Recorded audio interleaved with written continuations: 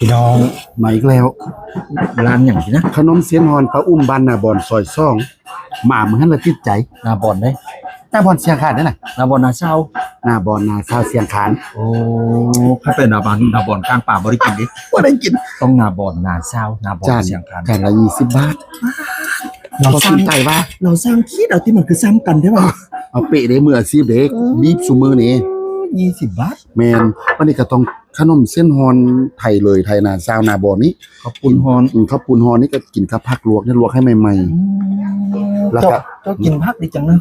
กินผักดีป่ะก็อย่างจะจอยหรอกครับบ่ได้เกี่ยวกับกินผักน้ำกินซะอย่างอันนี้เพิ่นตำบักพริกใส่น้ำปลาซื่อๆได้สั่งหมูบ่จ้าบ่ได้สั่งจ้าบ่ได้สั่งจ้าเขากินหมูกับกินอิสลามจ้าอันนี้นะเอาใส่นี้เด้อแล้วบัดนี้เฮาก็มีเครื่องปรุงมีน้ำตาลมีผงชูรสมีน้ำปลาอย่างนี้นะเพราะว่าอันนี้เพิ่นตำแต่น้ำพริกตำแต่บักพริกใส่น้ำปลาซื่อๆเฮาต้องปรุงเพิ่มเอาใส่น้อยกับเผ็ดน้อยใส่หลายเผ็ดหลายจี๊ดจ๊าดชะใจเด้อนี่ติมีแต่บางทีก็น้ำปลาแม่นๆหรือว่าอีบ่ใส่ก็ได้คันยานเผ็ดนะแต่ว่าคันบ่ใส่บ่แซ่บเพิ่นตั้งใจลวกผักมากินให้เฮากินคันนั้นจะสั่งลวกผักอีนี่บ่อันนั้นเป็นสูตรเนี่ยนะก็เป็นสูตรมาเลยนะอันนี้สูตรนึงกินนะอันนี้เด็กเกี่ยวกันบ่มันตำปลาต่างหากต่างหากตำปลาติเนี่ยเฉพาะมันหกขึ้นมาปลาดุกดิบเนาะอเมซอนปลาเมซอนปลาแสดงว่ามีหมูหยอว่ะเลยเอาขมูหยอกับหมูปลาด้วยนะหมูปลาดิหมูปลาหมูก๋วยนั่นเด้อย้ำเราเป็นกุบจังทึกนางหมูปลาด้วยนะเห็นรีก่อนอันนี้เดี๋ยวนี้ก็เป็นก้อนโอโยเอาก้อนโอโยมาเอานี่ใส่ก่อนต้องใส่น้ำมันบ่ใส่น้ำมันสังสี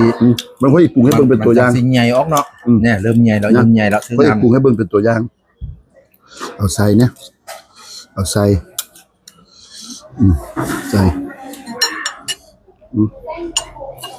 โอ้ย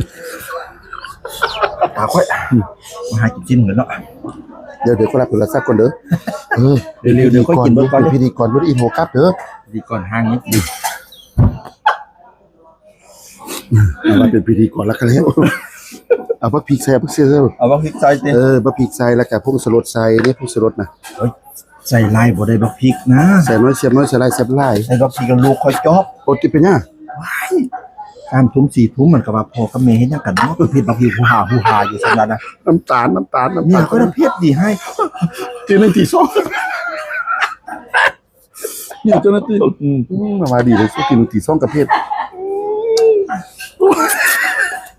มันอีทึกเส้นเหนียวนุ่มดีมากเลยอ่ะ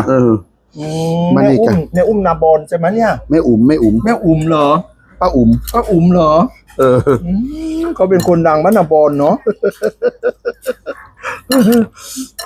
นะลูกค้าเขาเยอะมากเลยลูกค้าไล่ของวอลเห็นมาได้ก็คอยกินเขาเอาดีเนาะอย่าคนชนี้โหจะบอกคนหรือจะอีเซฟเขาถึงเขาตำปลาหรือ